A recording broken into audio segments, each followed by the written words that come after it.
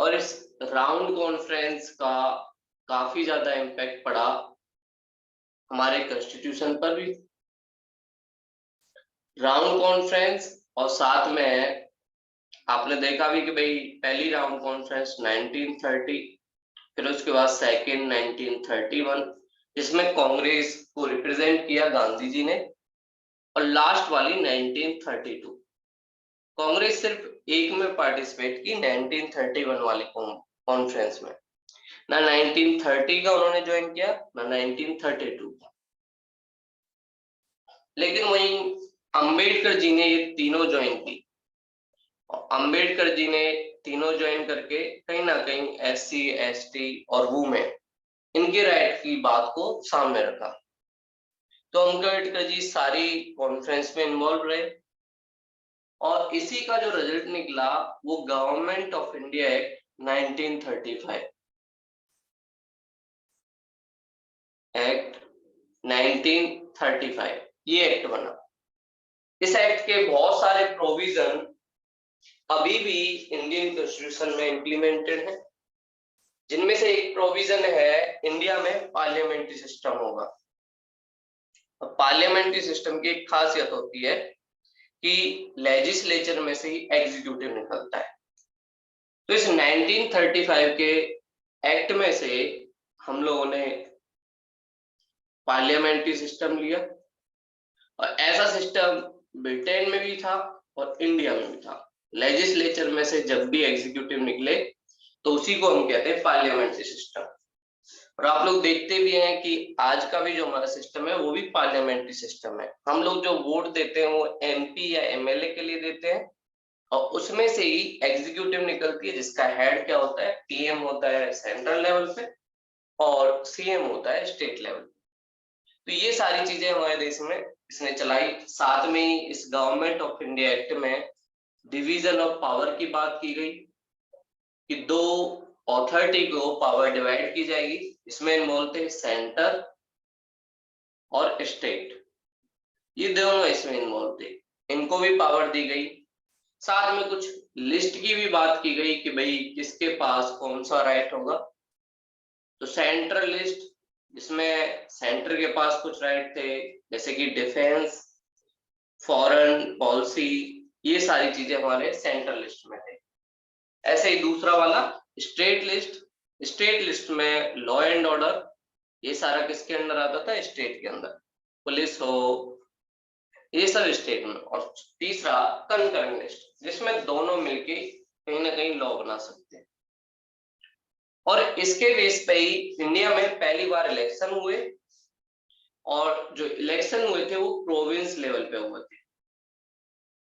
और province level पे जो इलेक्शन हुए उसमें से मैक्सिमम सीट को जीता कौन, कांग्रेस। कांग्रेस मेजोरिटी के साथ आई, और मेजोरिटी के साथ जब कांग्रेस आई तो इससे मुस्लिम लीग को काफी ज्यादा प्रॉब्लम हुई। मुस्लिम लीग को लगा कि भाई हम लोग तो काफी ज्यादा पिछड़ गए, और अंग्रेज लोगों ने सही कहा था कि आप लोग अगर सही से वो नहीं करोगे तो आप लोगों को तो पूरी जिंदगी कहीं ना कहीं हिंदू लोग जो है उनके अंडर रहना पड़ेगा। और दूसरा क्या हुआ, सेपरेट इलेक्टोरेट जो मिला था मुस्लिम को, उसमें कहीं भी ऐसा मेंशन नहीं था कि जो सेपरेट इलेक्टोरेट में जो कैंडिडेट खड़ा होगा वो सिर्फ मुस्लिम लीग से होगा। कांग्रेस में भी बहुत सारे मुस्लिम लोग थे, तो कांग्रेस ने भी अपने मुस्लिम लोगों कैंडिडेट को खड़ा कर दिया। इसमें भी बहुत सारे लोग कांग्रेस वाले थे, और यहीं से शुरुआत होती है एलिनेशन की और कम्युनलिज्म की। और इंडिया में कम्युनलिज्म थोड़ा और बढ़ने लगा। एक तरफ मुस्लिम लीग, जिसके जो हेड थे धीरे धीरे कौन बनने लगे, जिन्ना। जिन्ना शुरुआत में इसके नहीं थे, लेकिन धीरे धीरे उन्हें लगा अब मुझे उनके साथ नहीं रहना, तो जिन्ना इसके हेड बनने लगे। और दूसरी तरफ इनके खिलाफ जो दूसरे लड़ने वाले लोग थे वो थे लाल बाल पाल, आपने सुना ही है, जिनमें से लाल जी लाला लाजपत राय उनकी भी डेथ हो जाती है, और कहीं ना कहीं और भी जो लोग हैं उनकी भी डेथ हो जाती है। तो दूसरी तरफ हिंदू लोग, और यहीं से RSS राष्ट्रीय स्वयंसेवक संघ, इसका भी डेवलपमेंट होता है, हिंदू सभा का भी डेवलपमेंट होता है, ये लोग। तो इंडिया में कम्युनल वायलेंस काफी बड़े लेवल पे कहीं ना कहीं इन दोनों के बीच नहीं बन रही थी और डिवीजन थोड़ा सा कम्युनिटी के अंदर हो रहा था। तो फिर इसके बाद कुछ टाइम बाद ही सेकेंड वर्ल्ड वॉर चल गया और सेकेंड वर्ल्ड वॉर का जो टाइम पीरियड था 1939 टू 45। इस सेकेंड वर्ल्ड वॉर में एक तरफ आप लोगों को पता है दो पावर थी, एक एक्सिस वाली जो पावर थी और दूसरा पोल वाली जो पावर थी। ये दोनों पावर एक तरफ थी, एक तरफ हिटलर और उसके साथ जापान, ये सब लोग थे। दूसरी तरफ यूएसए, यूके, यूरोप वाली बहुत सारी कंट्रियां और यूएसएसआर, इसे हम रसिया के नाम से जानते हैं। सेकेंड वर्ल्ड वॉर की जो शुरुआत हुई वो हिटलर ने करी, क्योंकि हिटलर बदला लेना चाहता था फर्स्ट वर्ल्ड वॉर का। और बदला इस बात का था कि फर्स्ट वर्ल्ड वॉर में जो जर्मनी था उसको डिवाइड कर दिया दो पावर। वर्साई की ट्रीटी हुई और उसमें जर्मनी के साथ काफी ज्यादा डिसरेस्पेक्ट की गई। लेकिन शुरुआती स्टेज में हिटलर यूएसएसआर जो रसिया है उसके खिलाफ था और यूरोपियन और रसिया के बीच थोड़ी सी कम बन रही थी। उन्हें लग रहा था ये सोशलिज्म मॉडल वाले हैं, हम लोग क्या हैं कैपिटलिज्म मॉडल वाले हैं। दोनों में काफी डिफरेंस है, तो हिटलर को उसके आगे खड़ा कर दिया। तो शुरुआती स्टेज में इन लोगों ने इसे रोका नहीं। इन्हें लगा कि भाई हमारे दुश्मन कोई तो मार रहा है तो हिटलर को प्रमोट करो, लेकिन धीरे धीरे हिटलर इनकी तरफ ही मुड़ गया। दूसरी तरफ जापान, जो खुद भी एक सुपर पावर बनना चाहता था और जापान को लगा कि यूएस से थोड़ा ज्यादा वो बन रहा है, तो जापान ने यूएसए पे अटैक किया और यूएसए के जो पोर्ट थे, पोर्ट हार्बर, उस पर काफी बड़ा अटैक किया जापान ने और फिर यूएसए भी इसमें शामिल हो गया। और हम लोग इसमें शामिल नहीं होना चाहते थे सेकेंड वर्ल्ड वॉर में, लेकिन प्रॉब्लम ये थी हम लोग कॉलोनी थे और हमारे पास ये फ्रीडम नहीं थी। और कॉलोनी थे, फ्रीडम नहीं थी, तो कहीं ना कहीं हम लोग भी इस सेकेंड वर्ल्ड वॉर में इंक्लूड हो गए थे। क्यों? क्योंकि ब्रिटिश इसमें इन्वॉल्व था तो इंडिया भी इसमें इन्वॉल्व था और ब्रिटिश लोगों को अब हमारे सपोर्ट की जरूरत थी। लेकिन हम लोगों ने इन्हें सपोर्ट देने से मना कर दिया। जितनी भी बड़ी पॉलिटिकल पार्टी थी उन सब ने मना कर दिया। उसका रीजन ये था, फर्स्ट वर्ल्ड वॉर में हमने इन लोगों को सपोर्ट किया लेकिन इन लोगों ने हमें कुछ अच्छा दिया ही नहीं। ये लोग फर्स्ट वर्ल्ड वॉर के बाद ही रॉलेट एक्ट लेके आए, ब्लैक कानून लेके आए। फर्स्ट वर्ल्ड वॉर के बाद ही इन लोगों ने 1919 का मोंटेग्यू चेम्सफोर्ड एक्ट लेके आए, जिसके थ्रू इन्होंने सेपरेट इलेक्टोरेट को और प्रमोट किया। जलियांवाला बाग इंसिडेंट हुआ, ये सारी चीजें की जो हमारे लिए अच्छी नहीं थी। तो इसलिए इस बार हम लोगों ने इनके सपोर्ट ना करने की ठानी और हमारे जितने भी बड़े लीडर थे उन सबने बोला कि कोई भी नहीं जाएगा ब्रिटिश के वहां लड़ने के लिए। और सोल्जरों को भी यही बात बोली, ना कोई न्यू लोग ज्वाइन करेंगे आर्मी को और ना कोई जाएगा। लेकिन ब्रिटिश लोगों पर प्रेशर पड़ रहा था क्योंकि इनके पास मॉडर्न इक्विपमेंट तो थे लेकिन लोग नहीं थे जो उसे चला पाए, सोल्जर नहीं थे और इंडिया के पास सोल्जर थे। तो इसलिए ब्रिटिश वाले चाह रहे थे कि कैसे ना कैसे करके इंडियन लोगों से बात मनवाई जाए और फिर इन पे थोड़ा सा प्रेशर भी पड़ रहा था। यूएसए बोल रहा था, रसिया भी बोल रहा था कि भैया थोड़ा कुछ करो, ऐसे काम नहीं चलेगा। तो ये सारी चीजें चली रही थी। तो उसके बाद ये लोग अगस्त प्रोविजन लेके आए। अगस्त रिजोल्यूशन भी आप इसे कह सकते हैं। अगस्त रिजोल्यूशन 1940 में आया। इसमें कुछ प्रोविजन थे। पहला इन्होंने प्रोविजन किया कि इंडिया का एक कॉन्स्टिट्यूशन असेंबली बनेगी, लेकिन कब? वर्ल्ड वॉर के बाद। इन लोगों ने बोला, पहली बार इन लोगों ने इस चीज को एक्सेप्ट किया कि इंडिया में कॉन्स्टिट्यूशन असेंबली बनेगी। ये बात इन लोगों ने पहली बार एक्सेप्ट की। तो इंडियन लोगों को अच्छा तो लगा, लेकिन उन्होंने बोला कि ये तो पहले भी आप लोगों ने बोला, लेकिन दिया नहीं, जिस दिन दोगे उस दिन हम मानेंगे। और बोला इस कॉन्स्टिट्यूशन असेंबली में जितने भी लोग होंगे, मेजॉरिटी जो पब्लिक होगी वो इंडियन होगी। और एक और चीज बोली कि भाई इंडियन लोगों को डोमिनियन स्टेटस मिलेगा। डोमिनियन स्टेटस का मतलब मैंने कल भी बताया था कि हेड जो रहेगा वो ब्रिटिश ही रहेंगे, लेकिन हमारे लोग कहीं ना कहीं असेंबली में पार्टिसिपेट करेंगे, डेमोक्रेसी में पार्टिसिपेट करेंगे, राइट टू वोट होगा, जैसे कनाडा और ऑस्ट्रेलिया में था।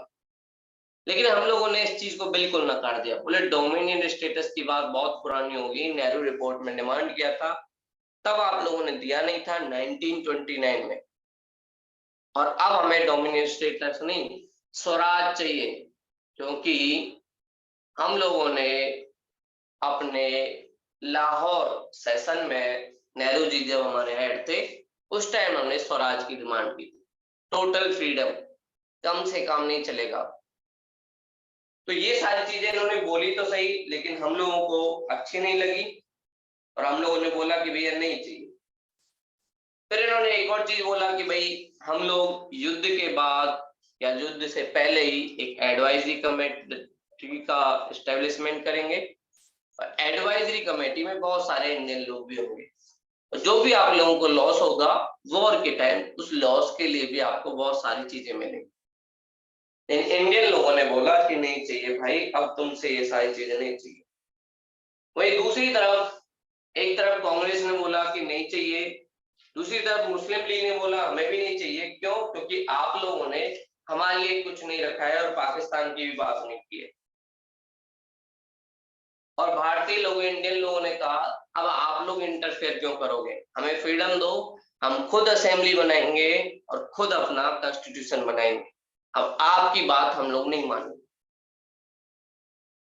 ये सारी चीजें ब्रिटिश की चल रही थी।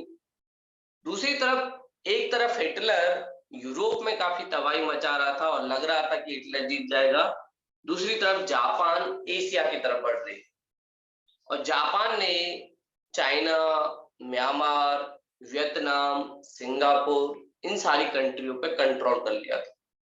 और जिस जिस टेरिटरी पे जापान वाले लोग कंट्रोल करते जा रहे थे, वहां से ब्रिटिश लोग जो रिसोर्स थे उनको जला दे रहे, और कहीं पे वीट है उस वीट को जला दे रहे थे, कोई व्हीकल है उसको जला दे रहे थे। तो कहीं ना कहीं बहुत सारा एक तरीके से टॉर्चर या एक्सप्लॉयटेशन उन लोगों का हो रहा था जो उस टेरिटरी में रह रहे थे।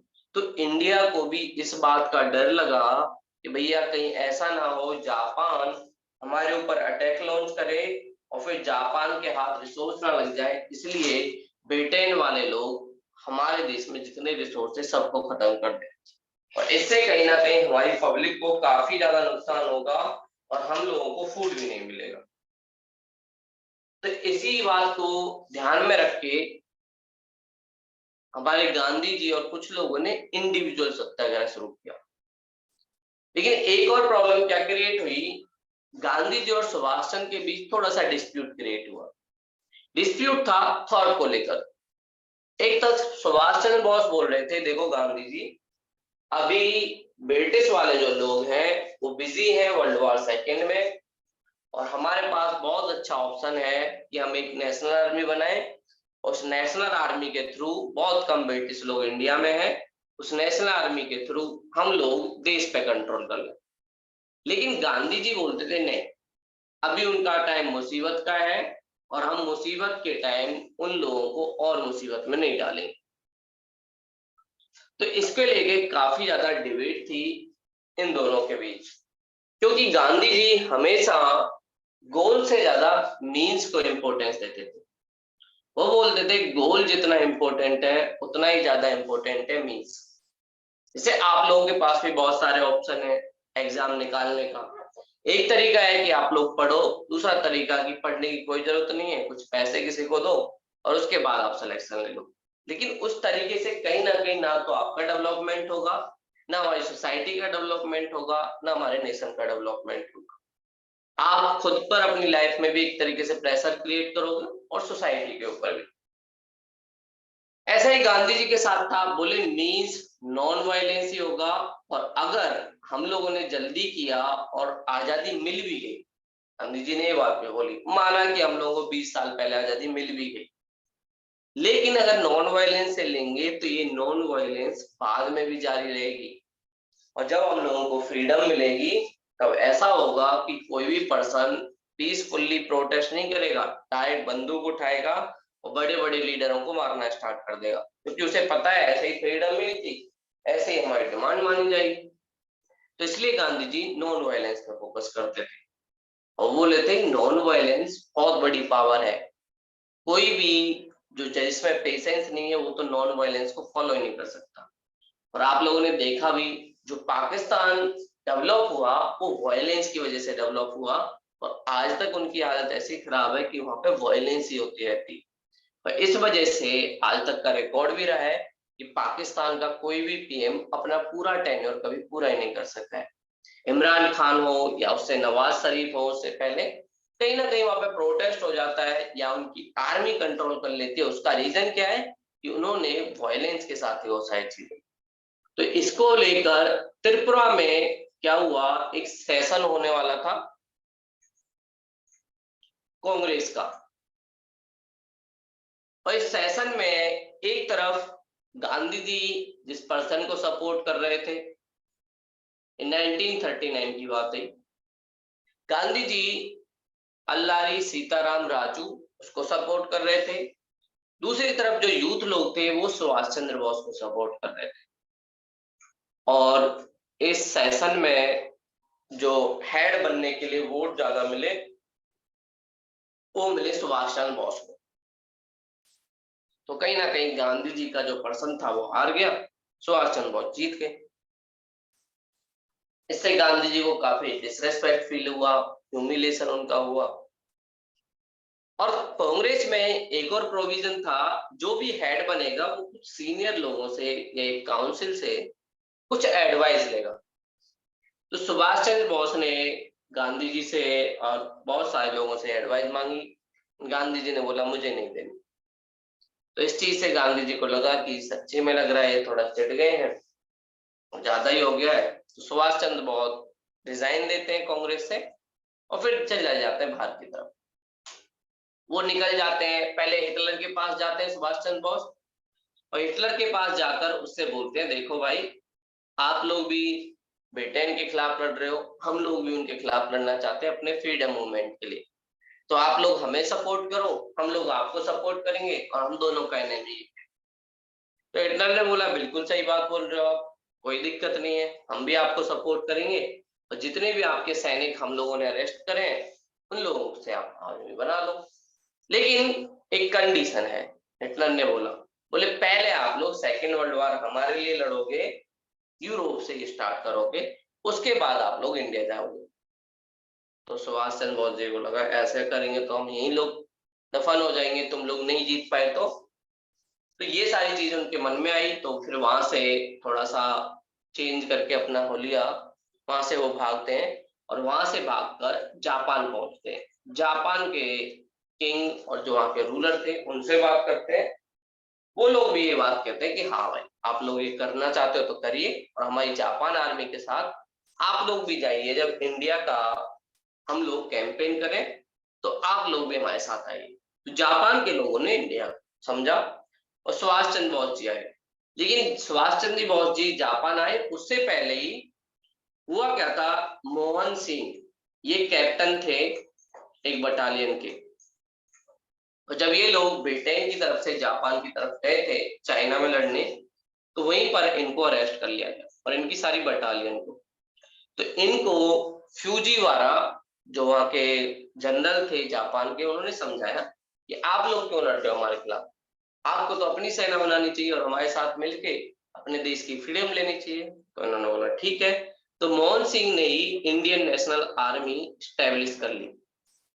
देखिए इंडियन नेशनल आर्मी को बड़े लेवल पे जो एक तरीके से रियल फाउंडर जो थे वो थे सुभाष चंद्र बोस। और सुभाष चंद्र बोस ने इसे काफी ज्यादा फेमस कर दिया। बहुत सारा वुमेन की अलग विंग थी, झांसी विंग, और मेल के लिए अलग विंग थी। अलग अलग तरीके से इन्होंने इनको इकट्ठा किया। और जब जापान वालों ने अंडमान निकोबार, सिंगापुर यहाँ पर अपना कंट्रोल एस्टेब्लिश कर लिया। तो सिंगापुर का कुछ एरिया और साथ में ही अंडमान निकोबार का पूरा एरिया, ये सब किसको दे दिया? इंडियन नेशनल आर्मी को दे दिया। और इंडियन नेशनल आर्मी जापान की आर्मी के साथ मिलकर इंडिया में आई थी अटैक करने। किसके खिलाफ? ब्रिटिश के खिलाफ। ये नहीं कि हमारे सिविलियन पर अटैक करने आई थी। तो उनके खिलाफ ये लोग आए थे और इंडियन नेशनल आर्मी ने काफी बड़ा रोल प्ले किया। लेकिन जब सेकेंड वर्ल्ड वॉर में जापान आ रहा तो इंडियन नेशनल आर्मी को भी सरेंडर करना पड़ा। और जापान हारा कैसे? जापान के ऊपर यूएसए ने उसी टाइम, जब ज्यादा ही कंट्रोल से बाहर हो गया जापान, तो यूएसए के पास रिसोर्स बहुत ज्यादा थे। उन्होंने न्यूक्लियर डेवलपमेंट की, एक नई से रिसर्च की कि भाई ऐसा बम हमारे पास होना चाहिए जो काफी खतरनाक हो। तो इन्होंने न्यूक्लियर रिसर्च की और न्यूक्लियर बॉम्ब बनाया। और इस बॉम्ब का प्रैक्टिकल डायरेक्ट कहाँ पे किया गया? जापान में किया गया। पहले यूएसए वालों को भी नहीं पता था, पता नहीं ये फटेगा या नहीं फटेगा, या इसका इम्पैक्ट कितना बड़ा पड़ेगा। लेकिन जब ये फटा, जापान वालों को सरेंडर करना पड़ा। दूसरी तरफ यूएसएसआर ने हिटलर को हरा दिया। लेकिन साथ में ही यूएसए और यूएसएसआर के बीच रिलेशन भी बहुत ज्यादा बेकार हो गए। उसका रीजन ये था, यूएसएसआर ने बोला कि भैया तुम हमारे दोस्त हो, यूएसए को बोला, और आपने हमें बताया नहीं कि आप इतना बड़ा बम लेके बैठे हो। कल को आप लोग तो इसे हम पे भी यूज कर सकते थे। तो इसलिए दो ग्रुप में ये दोनों भाई डिवाइड हो गए। एक ग्रुप हो गया यूएसएसआर का, जिसका अगला जो सक्सेसर बनेगा वो रसिया, और पूरी दुनिया दो पार्ट्स में डिवाइड हो गई। और ये जिस थ्योरी को मानते थे वो था सोशलिज्म। सोशलिज्म मॉडल में क्या होता है? स्टेट ज्यादा बड़ी ताकत है या सोसाइटी ज्यादा बड़ी पावर है, इंडिविजुअल उसके अंदर रहता है। ये सोशलिज्म का मॉडल है। दूसरी तरफ यूएसए और यूरोपियन कंट्री जो कैपिटलिज्म मॉडल को फॉलो कर रहे थे, ये दूसरी तरफ चल रहा था। और इन दोनों के बीच जो ये थोड़ा सा चल रहा था, इसी को हम कहते हैं कोल्ड वॉर। ये लोग डायरेक्टली नहीं लड़ रहे, लेकिन दोनों के बीच थ्योरी के बेस पे या थॉट्स के बेस पे एक तरीके से वॉर चल रहा है, आइडियोलॉजिकल वॉर। जितने भी नए नए लोग देश आजाद होंगे, उनको फ्रीडम मिलेगी, ये चाहेंगे कि वो हमारे ग्रुप में इंक्लूड हो। और ऐसा ही इम्पैक्ट किस पे पड़ेगा? इंडिया पे भी। ये लोग चाहते हैं कि हम लोग हमारे थ्योरी, हमारे थॉट्स के बेस पे जितने देश हैं वो हमारे ग्रुप में इंक्लूड हो जाए और हमारी पावर ज्यादा इंक्रीज हो। लेकिन इंडिया इनमें से कोई भी ग्रुप चूज नहीं करता है, क्योंकि इंडिया को लगा नई नई फ्रीडम मिली है, इस ग्रुप के चक्कर में फंसेंगे, इनकी बात सुननी पड़ेगी, कल को वार हुआ तो इनकी बात नहीं माने तो और दिक्कत में आ जाएगी। तो हम लोग किसी भी ग्रुप में इंक्लूड ही नहीं होते। तो ये सब इंटरनेशनल लेवल पे चल रहा है। और इंडिया में इंटरनेशनल लेवल पे ये सारी चीजें चल रही थी। और इंडिया में जापान के एक थोड़ा सा इंडिकेशन देने के लिए जापान को कि भैया देखो, हम लोग ना तो ब्रिटिश वालों में और ना आप लोगों में कोई फर्क नहीं समझते, क्योंकि ब्रिटिश वाले लोगों ने भी हमारे साथ कुछ ज्यादा अच्छा नहीं किया है, वो भी एक्सप्लॉइटेशन करते हैं। इसीलिए हम लोगों ने एक सत्याग्रह चलाया जिसका नाम है इंडिविजुअल सत्याग्रह। इसका सोल पर्पस यही था, जापान वालों को ये बताना कि हम लोग आपके खिलाफ नहीं है और ना हम लोग ब्रिटिश के साथ है सेकेंड वर्ल्ड वॉर में। हम लोग कुछ फर्क नहीं समझते आप में और ब्रिटिश वालों में। और 1940 को ये हुआ। और इस सत्याग्रह को बड़े लेवल पे नहीं रखा गया, पब्लिक को ज्यादातर इसमें इन्वॉल्व भी नहीं किया गया, क्योंकि गांधी जी को लगता था कि भाई अगर पब्लिक को इन्वॉल्व करेंगे तो कहीं ना कहीं ब्रिटिश लोगों को लॉ एंड ऑर्डर की प्रॉब्लम होगी, उन्हें बहुत सारी प्रॉब्लम झेलनी पड़ेगी। इसलिए पब्लिक को इसमें इन्वॉल्व नहीं किया। इंडिविजुअल सत्याग्रह में ये लोग करते क्या थे, एक पर्सन को चूज कर लेते थे। जैसे विनोबा भावे पहले पर्सन थे जो इंडिविजुअल सत्याग्रह में शामिल हुए, विनोबा भावे।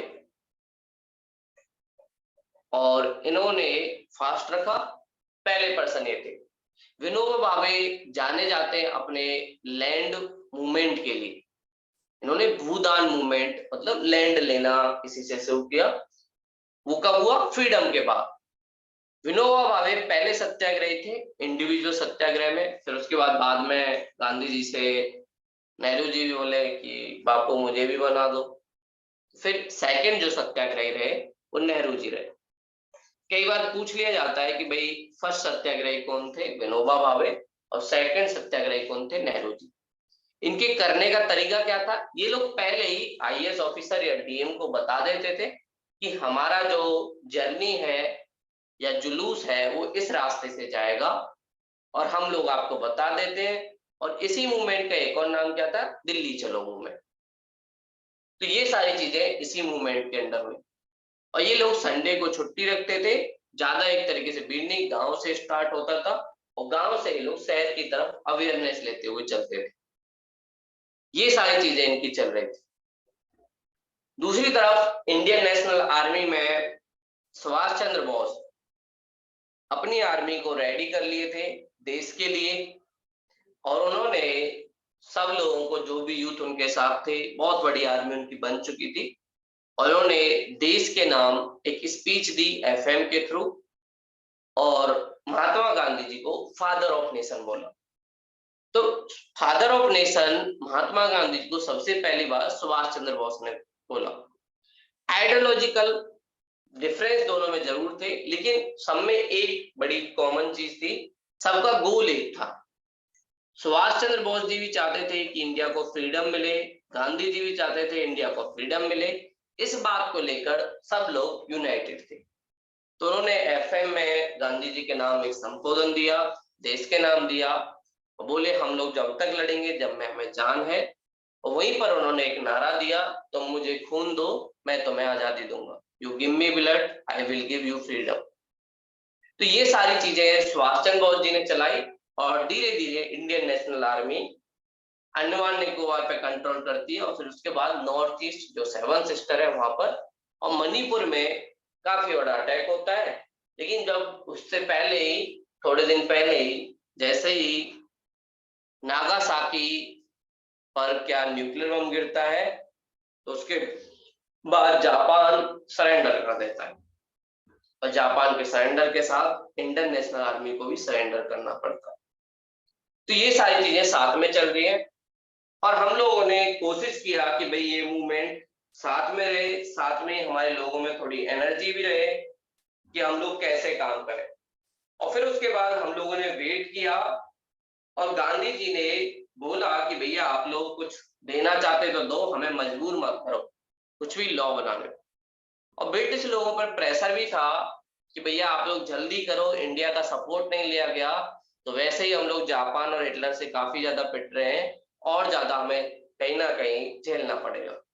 तो फिर उसके बाद 1942 में एक और पर्सन आता है जिसका नाम है क्रिप्स। स्क्रिप्स को भेजा जाता है कि भैया इंडिया में कुछ प्रोविजन लेके जाओ। तो क्रिप्स मिशन का काम होता है कि इंडिया को कैसे एक तरीके से सारी चीजें दी जाए। यूएसए का जो प्रेसिडेंट था उस टाइम, रूजवेल्ट, रूजवेल्ट बोलता है चर्चिल से कि भैया जल्दी करो वरना हम लोग सारी चीजें हार जाएंगे, और फिर इंडिया के आप लोगों को सबसे ही हार माननी पड़ेगी। तो इस बार इन्होंने बोला देखो आप लोगों की एक कॉन्स्टिट्यूशन असेंबली होगी, फिर दोबारा से एक बात बोलेंगे जो पहली अगस्त प्रोविजन में बोली थी, कॉन्स्टिट्यूशन असेंबली होगी और आप लोगों को फ्रीडम दे दी जाएगी, ये भी बोला। साथ में ही पाकिस्तान की बात को ध्यान में रखते हुए बोला हम लोग एक फेडरल मॉडल स्टैब्लिश करेंगे। फेडरल मतलब डिवीजन ऑफ पावर, और इस फेडरल मॉडल में कुछ वर्क जो नेशनल लेवल पे उन्हें वो देंगे सेंटर को, और स्टेट को काफी ज्यादा पावर हो। ये बात किसके अकॉर्डिंग थी? मुस्लिम लीग के अकॉर्डिंग, कि भैया हम लोग प्रोविंस में अगर सरकार बनाएंगे तो हमें क्या मिलेगा। और साथ में बोला कि जब युद्ध खत्म हो जाएगा तो उसके बाद आप लोगों की कॉन्स्टिट्यूशन असेंबली होगी, और हम लोग कहीं ना कहीं आपके यहाँ से चले जाएंगे। कॉन्स्टिट्यूशन असेंबली की भी बात की, और साथ में ही ब्रिटिश के अलग अलग प्रोविजन थे, कुछ किंगडम भी थी, तो किंगडम के लिए प्रोविजन किया कि आप लोगों के पास आजादी होगी, या तो आप लोग इंडियन कॉन्स्टिट्यूशन असेंबली में इंक्लूड हो सकते हो या इंडिपेंडेंट रह सकते हो। ये सारी चीजें क्रिप्स मिशन में कही, लेकिन गांधी जी और कांग्रेस और सभी पार्टियों ने इसके खिलाफ काफी ज्यादा नाराजगी दर्ज की। उन्होंने बोला कि हम लोगों ने इतना ज्यादा वेट किया, आप लोगों को बोला ये सारी चीजें हमें दे दो, लेकिन आप लोगों को समझ में नहीं आया। दूसरी तरफ मुस्लिम लीग नाराज थी इस बात से कि आप लोगों ने कहीं ना कहीं पाकिस्तान की जो डिमांड है उसको हटा दी। 1940 में मुस्लिम लीग का एक सेशन हुआ और उसमें पहली बार मुस्लिम लीग ने अपने सेशन में पाकिस्तान की डिमांड की। रहमत चौधरी पहले पर्सन थे जिन्होंने पाकिस्तान का नाम दिया, और पाकिस्तान का मतलब था कि भैया बहुत सारे जो प्रोविंस हैं जहां पर मुस्लिम मेजोरिटी में है वो सारे पाकिस्तान का हिस्सा होंगे, चाहे उसमें खैबर पख्तून हो, बलूचिस्तान हो, या ईस्ट बंगाल का पार्ट हो, या पंजाब का वेस्ट पार्ट हो, सिंध वाला पार्ट हो, ये सब पाकिस्तान का पार्ट होंगे। तो ये सब इन्होंने बातें बोली और अब ये लोग पाकिस्तान के अलावा और कुछ नहीं चाहते। तो फिर उसके बाद कांग्रेस ने मिलकर अगला मूवमेंट लॉन्च किया और गांधी जी का नेक्स्ट जो थर्ड मूवमेंट है, पहला हमने देखा था 1920 में वो नॉन कोऑपरेशन लॉन्च करते हैं, 1930 में उनका सॉल्ट सत्याग्रह, दांडी मार्च या सिविल डिसोबीडियंस होता है, और 1942 में गांधी जी लॉन्च करते हैं क्विट इंडिया मूवमेंट। इस बार गांधी जी के जो थॉट है थोड़े से चेंज दिखते हैं और Gandhi ji quit India movement में एक स्लोगन भी देते हैं, डू और डाई, या तो हम आजादी लेंगे या अपनी आजादी के चक्कर में मर जाएंगे। डू और डाई क्विट इंडिया मूवमेंट में गांधी जी ने बोला और सब लोगों को बोला कि जो भी इन्वॉल्व हो तब तक इन्वॉल्व रहे जब तक हमें आजादी ना मिल जाए। Quit India movement. तो गांधी जी ने इन लोगों को बहुत सारे मौके दिए लेकिन वे लोग रेडी नहीं हुए। कुछ कांग्रेस वाले लोग गांधी को थोड़ा क्रिटिसाइज कर रहे थे, तो गांधी जी नाराज होकर बोलते हैं कि भाई मैं इतना पावर रखता हूँ कि कांग्रेस से भी बड़ा इंस्टीट्यूशन में खड़ा कर सकता हूँ, आप लोगों को करना है तो करो और नहीं तो मैं तो करूंगा। तो क्विट इंडिया मूवमेंट में डू और डाई ये सारी बातें इसमें कही गई और एक नए प्रोसेस के साथ गांधी जी आए। पहले वो बोलते थे कि भाई आप लोग बायकॉट करो ब्रिटिश चीजों का, लेकिन इस बार ऐसा नहीं। इस बार बोला जो बच्चे हैं उन्हें एजुकेशन जो ब्रिटिश में है वहां पे लेनी है, बट जब टीचर पढ़ाए तो टीचर से पढ़ना नहीं। दूसरा, लॉयर को अपनी लॉयरिंग छोड़नी नहीं है, लेकिन जब जजमेंट की बात हो तो जज के सामने बोलना छोड़। ऐसे ही आर्मी वाले को, सोल्जर को अपनी आर्मी छोड़नी नहीं है, लेकिन जब वो लोग गोली चलाने के कहे तो उसके बाद उनका ऑर्डर मत मानो। ये नया तरीका उनका अलग से निकला। साथ में वुमेन का पार्टिसिपेशन हुआ, इसमें फार्मर का पार्टिसिपेशन हुआ, काफी बड़े लेवल पे ये मूवमेंट हुआ और सब लोगों को लग रहा था कि ये लास्ट मूवमेंट है और इसमें हमें आजादी मिलेगी। और साथ में ही एक कॉन्फ्रेंस के थ्रू मैसेज दिया गया सभी लोगों को कि अगर बड़े बड़े लीडरों को अरेस्ट कर लिया जाए तो पब्लिक खुद अपना लीडरशिप रोल प्ले करेगी। किसी को इसका वेट नहीं करना कि गांधी जी आएंगे, सुभाष चंद्र बोस आएंगे या नेहरू जी आएंगे, ये लोग कुछ बोलेंगे उसके बाद हम लोग कुछ करेंगे। तो गांधी जी बोलते नहीं, किसी को किसी का वेट नहीं करना और हमारी ज्यादातर पॉसिबिलिटी है कि ब्रिटिश वाले हम लोगों को अरेस्ट कर लें। और हुआ भी ऐसा ही। रात को 12 बजे 0 आवर्स में जितने भी बड़े लीडर थे कांग्रेस के उन सबको अरेस्ट कर लिया गया और इस बात से ये मूवमेंट और ज्यादा बढ़ा। और ये मूवमेंट किसने लीड किया? पब्लिक ने। पब्लिक को जिसको जैसे लगा ऐसे मूवमेंट चला। किसी ने जो उनकी रेलवे ट्रैक की पटरियां थी उनको उखाड़ना स्टार्ट किया, किसी ने ब्रिटिश अधिकारियों को पीटना स्टार्ट किया, थोड़ी बहुत वायलेंस इसमें हुई। गांधी जी इसमें थे, ऐसा नहीं था कि गांधी जी का मन बदल गया कि भैया नॉन वायलेंस से कम नहीं। अब उनके पास राइट ही नहीं था क्योंकि उनको तो पहले ही अरेस्ट कर लिया और उन्हें लगता था पब्लिक को थोड़ी फ्रीडम दी जाए और लास्ट मूवमेंट आ चुका है। तो ये सारी चीजें इसमें चल रही। दूसरी तरफ मुस्लिम लीग थोड़ा सा इससे अलग रही और उसका मानना था कि अलग रहने में फायदा है, क्योंकि अगर साथ में रहेंगे तो कहीं ना कहीं जो हमारी डिमांड है वो डिमांड भी नहीं मानी जाएगी। और इस बार इन्होंने एक ही गोल रखा, पहले फ्रीडम, उसके बाद कुछ भी चीजें होंगी, वरना कोई भी चीज नहीं होगी। तो ये सारी चीजें कांग्रेस ने डिमांड में रखी। कांग्रेस ने बोला इससे नीचे कुछ नहीं चलेगा, फ्रीडम देते हो तो हम पार्टिसिपेट करेंगे और नहीं तो हम बिल्कुल पार्टिसिपेट नहीं करेंगे तुम्हारे उसमें। तो फार्मर लोगों ने और नई चीजें इन्वॉल्व की, इन्होंने अपना रेवेन्यू देने से मना कर दिया कि हम लोग कोई भी लैंड रेवेन्यू ब्रिटिश को नहीं देंगे, और जब लैंड रेवेन्यू नहीं देंगे तो ब्रिटिश लोगों को लॉस होगा। तो ये सारी चीजें इसमें चली और ये मूवमेंट काफी सक्सेसफुल भी रहा, बहुत टाइम तक भी चला, 1-1.5 साल के आसपास चला। ब्रिटिश लोग 1945 में वॉर तो जीत गए, जिसके साथ ये थे अलाइज वाले ग्रुप में थे, लेकिन इनकी इकोनॉमिक, पॉलिटिकल और सोशल कंडीशन काफी ज्यादा खराब हो। यूरोप में काफी ज्यादा तबाही मची सेकेंड वर्ल्ड वॉर के बाद से, और सारे यूरोप के जितने भी बड़े देश थे वो सब काफी फेल हो गए, और एक नई पावर का इमरजेंस होता है वर्ल्ड में जिसका नाम है यूएसए, और दूसरी तरफ है यूएसएसआर। ये दो वर्ल्ड के बड़े सुपर पावर पोल बन गए। इन दोनों के बीच अब टक्कर, यूरोप का डिक्लाइन हुआ और ब्रिटिश लोगों को लगा अब इंडिया में रहना हमारे फायदे की चीज नहीं है बल्कि लॉस की है। क्यों? एक तो पहली बात, इंडिया के पास वो रिसोर्स नहीं बचे जिसकी इन्हें जरूरत थी, वो रिसोर्स ही खत्म हो गए तो इंडिया का हमें करना ही क्या है। और दूसरी एक और प्रॉब्लम क्या थी, अब इनके पास इतनी पावर भी नहीं थी कि ये लॉ एंड ऑर्डर के लिए रिसोर्स खर्च करें, और इनके सोल्जर भी काफी ज्यादा थक चुके थे सेकेंड वर्ल्ड वॉर में, तो वो इंटरेस्टेड भी नहीं थे कि भैया हम इंडिया में कुछ सारी चीजें करें। तो इन्होंने सोचा कि भाई अब इंडिया को जितनी जल्दी फ्रीडम दे दी जाए उतनी अच्छा है। तो चर्चिल एक अपनी पार्लियामेंट में स्पीच देते हैं और बोलते हैं कि भाई इंडिया को जितनी जल्दी होगा हम लोग फ्री कर देंगे। तो पहली बार ब्रिटिश वालों ने इंडिया की फ्रीडम की बात मानी, और फिर उसके बाद इन लोगों ने एक समिट किया, शिमला समिट।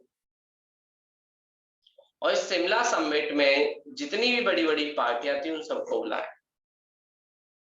वेवेल उस टाइम इंडिया के वॉइस रहे थे, तो वेवेल के अंडर ही शिमला में एक समिट ऑर्गेनाइज हुआ, जिसमें मुस्लिम लीग भी आई, साथ में ही कांग्रेस भी आई। ये सारी पार्टियां इसमें आई, कांग्रेस, मुस्लिम लीग। तो इन्होंने ये समिट इसलिए बुलाया था कि भैया आपको फ्रीडम कैसी चाहिए। तो पाकिस्तान की जो डिमांड थी उसको मुस्लिम लीग ने बिल्कुल नहीं छोड़ा।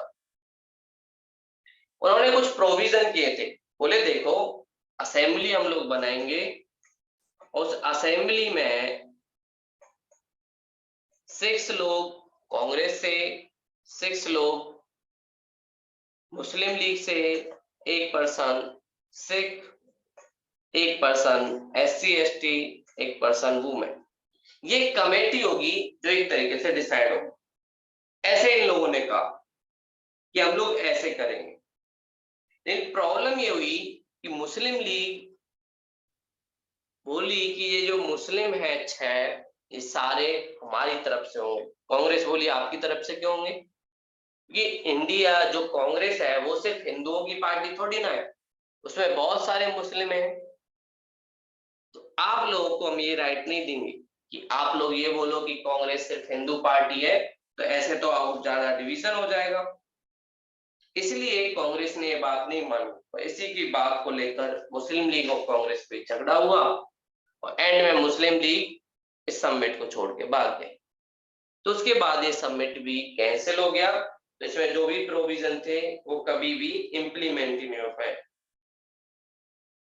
तो ये सारी चीजें थी। तो फिर एंड में एक और इन्होंने थोड़ा सा और प्रोविजन किया कि भैया एक बार और कोशिश कर लेते हैं। तो इन लोगों ने 1946 में कैबिनेट मिशन आया। इस कैबिनेट मिशन में भी बहुत सारे जो मिनिस्टर थे ब्रिटिश पार्लियामेंट के वो सब आए, उन्होंने भी कोशिश किया कि कैसे इंडिया का फेडरल मॉडल आ जाए। इन्होंने भी पाकिस्तान की डिमांड को नहीं माना। पाकिस्तान की डिमांड को ना मानने का एक सबसे बड़ा रीजन था, पहली बात तो ये, लॉ एंड ऑर्डर की प्रॉब्लम क्रिएट होती और ब्रिटिश को अपने अधिकारियों को कहीं ना कहीं यहाँ पे रखना पड़ता। और पहले से ही इनके सोल्जर काफी थके हुए थे सेकेंड वर्ल्ड वॉर के बाद। ब्रिटिश लोगों पे भी प्रेशर था कि हमें भी रिसोर्स खर्च करना पड़ेगा, अगर डिवीजन होगा, डिवाइड करने के लिए कुछ लोग इधर आएंगे कुछ लोग उधर जाएंगे, तो ये सारी चीजें नहीं लगी। तो ये लोग कहीं ना कहीं चाहते थे कि भाई जितनी जल्दी इनको पावर दे दी जाए उतना अच्छा है, और इंडियन लोग भी चाहते थे कि जितनी जल्दी पावर हो उतना अच्छा है। लेकिन प्रॉब्लम ये क्रिएट हुई, मुस्लिम लीग पाकिस्तान से नीचे मान ही नहीं रही और जिन्ना बोल रहे थे कि पाकिस्तान के अलावा नहीं चलेगा। उसका एक रीजन था 1935 का election, government of India act में जो इलेक्शन हुआ, उसमें इन्हें पता चल गया ना तो सेपरेट इलेक्टोरेट काम चल रहा है ना किसी और से, और कहीं ना कहीं कांग्रेस ही लीड करेगी। और ऊपर से एक थोड़ा जिन्ना का ये भी था कि भाई मुझे भी प्रेसिडेंट पीएम बनना है, और अगर कांग्रेस जीतेगी तो मैं प्रेसिडेंट पीएम कभी बन ही नहीं पाऊंगा। ये भी एक तरीके से कहीं ना कहीं रीजन था कि उसकी पर्सनल जो नीड थी, पर्सनल नीड थी, उसको लेके भी इन्होंने शायद चीजें की। तो ये सारी चीजें एक तरफ चल रही थी, दूसरी तरफ इंडियन नेशनल आर्मी के कुछ लोगों को ब्रिटिश लोगों ने पकड़ लिया और उनके ऊपर 1945 में लाल किले में एक केस चला, जिसे हम कहते हैं Lal Qila case. Red fort का नाम आपने सुना होगा, तो रेड फोर्ट केस भी आप लोग कह सकते हो। तो रेड फोर्ट में केस चला इन लोगों के ऊपर, लेकिन आईएनए के जितने भी लोग थे इनके समर्थन में कांग्रेस ने, वुमेन ने, सबने एक साथ दिखाई, यूनिटी दिखाई कि भैया इन लोगों को, ये देशभक्त है हमारे और इन लोगों के साथ कोई भी चीज नहीं होनी चाहिए। पहले शुरुआत में ब्रिटिश लोग चाहते थे कि भाई इनको कैपिटल पनिशमेंट मिले, लेकिन ये सारी चीजें पॉसिबल नहीं हो पाई। उसका रीजन था कि इन सब लोगों के साथ पब्लिक बहुत ज्यादा थी और ब्रिटिश लोगों के पास अब इंडिया में इतनी पावर नहीं बची थी कि उनके मन की चली। इसमें 3 लोग थे, शहनवाज खान इनके लीडर थे, शहनवाज खान लीडर थे इंडियन नेशनल आर्मी के। ये सब लोग नॉर्थ ईस्ट से लड़ने के लिए आए थे और मणिपुर में इनको पकड़ा गया। प्रेम कुमार सहगल ये भी एक कैप्टन थे, लेकिन शहनवाज जी के अंदर। प्रेम कुमार सहगल ये भी एक तरीके से इस लाल किले केस में इंक्लूड थे। और गुरु बख्श सिंह ढिल्लो, गुरु बख्श सिंह ढिल्लो, इससे एक चीज पता चलती है कि मुस्लिम लोग भी इंडियन नेशनल आर्मी में शामिल थे, साथ में सिख लोग भी थे और हिंदू लोग भी शामिल थे। तो एक तरीके से कोई डिस्क्रिमिनेशन नहीं था, रिलीजन के बेस पे।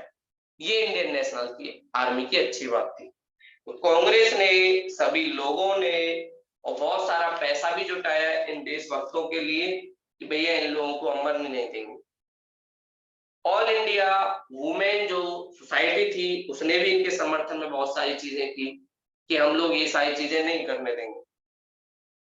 तो एंड में ब्रिटिश लोगों ने यही बोला, ठीक है हम लोग इनको छोड़ देते हैं और इनसे कुछ फाइन ले लेंगे और उसके बाद इन लोगों को छोड़ दिया जाता है कि ब्रिटिश के पास अब इतनी पावर नहीं बची कि वो लोग कुछ करें।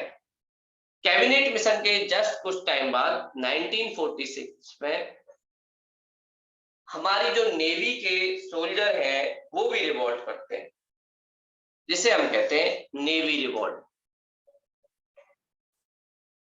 और ये लोग रिवॉल्ट क्या करते हैं, एक पर्सन होता है जो ब्रिटिश के ऊपर लिख देता है क्विट इंडिया मूवमेंट, और साथ में ही बोलता है ब्रिटिश गो बैक। इस चीज से ब्रिटिश जो कैप्टन है वो काफी ज्यादा नाराज हो जाते हैं और बीसी दत्त वो पर्सन था जिसने पहली बार क्विट इंडिया मूवमेंट ये सारी चीजें लिखी, और उसके बाद इन लोगों ने बीसी दत्त को अरेस्ट किया। लेकिन सारी नेवी के जो सोल्जर थे वो एक साथ आ गए, बोले आप लोगों की हिम्मत कैसे हुई इसको अरेस्ट करने की। और साथ में ही इन लोगों ने मुस्लिम लीग, कांग्रेस, जितनी भी पार्टियां थी, सबके फ्लैग लगाकर बॉम्बे से ये स्टार्ट हुआ और बॉम्बे से मद्रास, मद्रास से पूरे इंडिया के कोस्ट की तरफ फैल गया। इस मूवमेंट से ब्रिटिश लोगों को काफी ज्यादा दिक्कत हुई, क्योंकि पहले ये लोग परेशान थे। अब ब्रिटिश लोगों को लगा जब इंडियन आर्मी, इंडियन नेवी, ये सारे भी हमारे साथ नहीं दे रहे, जिनकी वजह से हम लोग इतने देर रूल कर पाए, इंडिया में रूल करना और मुश्किल है। लेकिन ये लोग इनको अच्छे से सबक सिखाना चाहते थे नेवी वालों को, लेकिन ये करते हैं तो उससे जस्ट पहले ही एक तरफ हमारे पटेल जी, दूसरी तरफ मुस्लिम लीग से जिन्ना जी, ये दोनों मिलके इस मूवमेंट को बोलते हैं कि आप लोग वापस ले लो। उसका रीजन ये था, ब्रिटिश नेवी आ रही थी और ब्रिटिश नेवी इनको कुचलने वाली थी। तो इससे पहले कि ब्रिटिश नेवी इनको पीटे, उससे पहले इनसे बोला गया कि आप लोग इस मूवमेंट को वापस ले लो। अच्छी बात ये रही कि एक बार फिर से हमारी आर्मी हमारे लोगों के साथ खड़ी हुई दिखाई देती है। तो सब में एक तरीके से यूनिटी है, इंडियन आर्मी में भी, इन सब में भी ये सारी चीजें यूनिटी में चल रही है। नेवी मूवमेंट के बाद और हमने देखा कैबिनेट मिशन। कैबिनेट मिशन में और भी जो प्रोविजन थे, एक प्रोविजन ये था कि इंडिया में स्टेट की बहुत सारी कैटेगरी होंगी। पहला जो स्टेट होगा उसमें क्या होगा, जहां पर हिंदू लोग मेजोरिटी में है। दूसरी कैटेगरी कहाँ होगी, जहां पर मुस्लिम लोग मेजोरिटी में है। और तीसरी कैटेगरी इंडिपेंडेंट प्रोविंस की होगी। ये सारी चीजें इन्होंने चलाई अलग अलग तरीके से। तो ये इंडिया में कहीं ना कहीं चल रहा था कि भाई कैसे अलग अलग कैटेगरी में हम लोग डेवलप करेंगे। और इन लोगों का इलेक्शन भी होगा और साथ में ही कुछ चीजों का बोला कि भैया आप लोग अगर चाहते हैं तो इंडिपेंडेंट भी रह सकते हैं। इसमें भी इन्होंने कहीं ना कहीं पाकिस्तान की डिमांड को नहीं माना और फिर उसके बाद पाकिस्तान वाले थोड़े से नाराज हो गए और मुस्लिम लीग ने एक तरीके से क्या क्या लड़ कर लेंगे पाकिस्तान। इसके बाद ही जैसे ही मुस्लिम लीग ने लॉन्च किया तो उसके बाद सिविल वार इंडिया में शुरू हो गया। एक तरफ हिंदू, दूसरी तरफ मुस्लिम, इन दोनों के बीच कम्युनल वायलेंस स्टार्ट हो गई। स्टार्टिंग जो हुई वो मुस्लिम लीग की तरफ से हुई। स्टार्ट हुआ बंगाल से, बंगाल से पंजाब, बॉम्बे, सब जगह सिविल वार छिड़ गया। दूसरी तरफ इटली, जो वहां के पीएम थे, उन्होंने घोषणा कर दी थी पार्लियामेंट में लेबर पार्टी से थे कि भाई इंडिया को फ्रीडम मिलेगी और इंडिया का डिवीजन भी नहीं हुआ। इसी बात से ये लोग नाराज भी थे कि आप लोगों ने इतने दिन से हम मेहनत कर रहे हैं, आप लोगों ने हमारी सारी बात में पानी फेर दिया। तो अब इंडिया में जब सिविल वार हुआ, बहुत सारे निर्दोष लोग मारे गए जिनकी कोई भी रेस्पॉन्सिबिलिटी नहीं थी। तो उसके बाद दो में से एक चीज को चुनना था, या तो इंडिया का डिवीजन होगा या इंडिया का सिविल वार होगा। सिविल वार होगा तो हमारे पास हो सकता है ब्रिटिश का मन बदल जाए, सिविल वार के बाद हम लोग वीक हो जाए और हमको फ्रीडम ही ना दे। और डिवीजन होगा तो कुछ पार्ट जरूर जाएगा, लेकिन उसके बाद हम लोगों को फ्रीडम भी मिल जाएगी। तो पटेल जी और नेहरू जी ने गांधी जी को मनाने की थोड़ी कोशिश की कि बापूजी मान जाओ, क्योंकि हमारे पास कोई ऑप्शन नहीं है।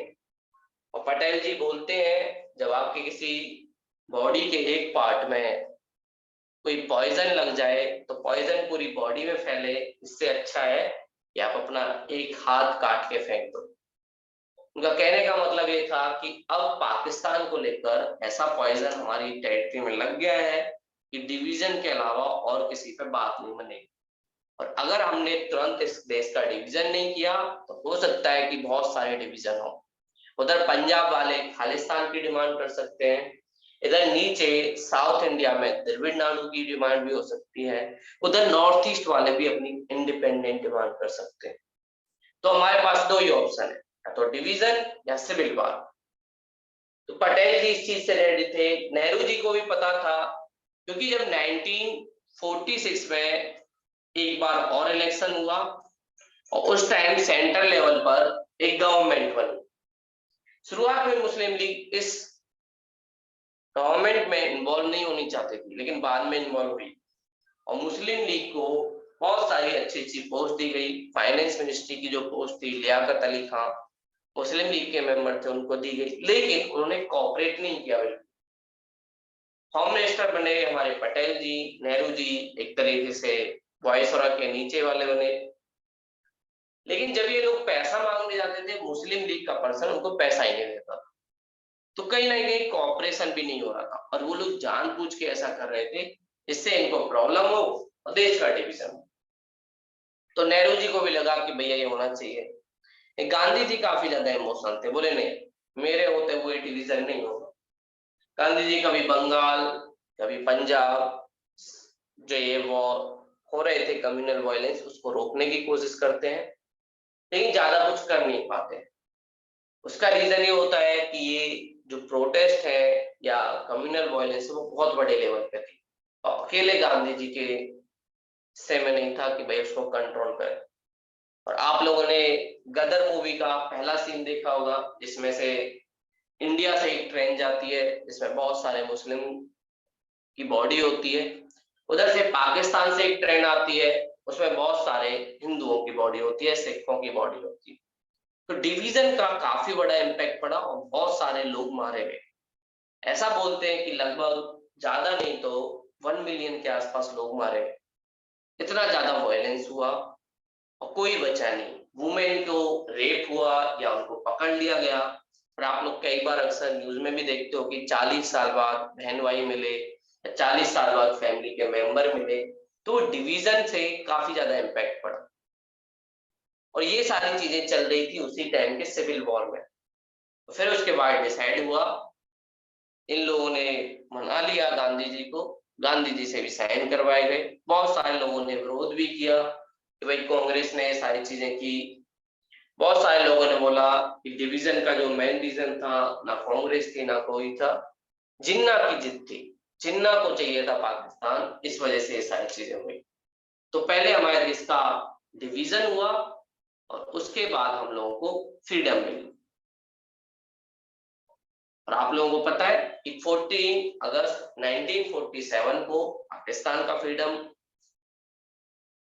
मिला और उनका इंडिपेंडेंस डे इसी दिन मनाया जाता है। इसके एक दिन बाद 12 बजे के बाद इंडिया को फ्रीडम मिली, 15 अगस्त 1947। इसलिए बोला जाता है पहले इंडिया का डिवीजन हुआ और उसके बाद हम लोगों को फ्रीडम मिली। और कांग्रेस चाहती थी जितनी जल्दी हमारे पास वो हो, क्योंकि ब्रिटिश की पुलिस ने बिल्कुल न्यूट्रल रही, ना कम्युनल वायलेंस को रोकने की कोशिश की, ना लॉ एंड ऑर्डर मेंटेन करने की कोशिश की, बिल्कुल शांत, जो हो रहा है होने दो। वरना ये लोग चाहते हैं तो बहुत सारे लोगों की जान बच सकती थी और लॉ एंड ऑर्डर की सिचुएशन इतनी खराब नहीं होती, लेकिन उन्होंने कोई पार्टिसिपेट ही नहीं किया। इनका बिल्कुल ही मन नहीं हुआ, बोले ठीक है जैसा चल रहा है अच्छी बात है। तो इससे कहीं ना कहीं दिक्कत हुई। इसलिए कांग्रेस चाहती थी जितनी जल्दी हो सके पावर हमारे पास हो और इस सिविल वार को तो कम से कम रोका जा सके। तो ये सारी चीजें उसमें चल रही थी और इस डिवीजन का लॉस इंडिया को भी, बहुत सारे लोगों ने अपनी फैमिली के साथ भी सेक्रीफाइस किया, ये सारी चीजें हुई। फिर उसके बाद लास्ट ब्रिटिश पार्लियामेंट ने एक एक्ट बनाया, 1947 का एक्ट, और उस एक्ट में इंडिया को फ्रीडम की बात की। और लॉर्ड माउंट बैटन को इंडिया में भेजा गया, जो डिकी बर्ड योजना, मतलब इंडिया को डिवाइड करने की जो योजना है उस पॉलिसी को लेके आता है। माउंट बैटन को ये सारे राइट दिए गए थे कि भाई कैसे इंडिया का डिवीजन होगा, कैसे ये सारी चीजें होंगी। ये सारी चीजें हम लोग अगली क्लास में देखेंगे कि भाई क्या क्या प्रोविजन थे, माउंट बैटन योजना में क्या क्या चीजें की। और एक भाई साहब रहेंगे रेड क्लिफ, जिनको जिम्मेदारी दी थी इंडिया और पाकिस्तान के बीच बॉर्डर डिवाइड करने की। लेकिन वो भाई साहब इंडिया में आते ही नहीं है और एक मैप लेते हैं, उस मैप पे बॉर्डर की लाइन खींच देते हैं। इससे प्रॉब्लम क्या हुई, बहुत सारे फैमिली, बहुत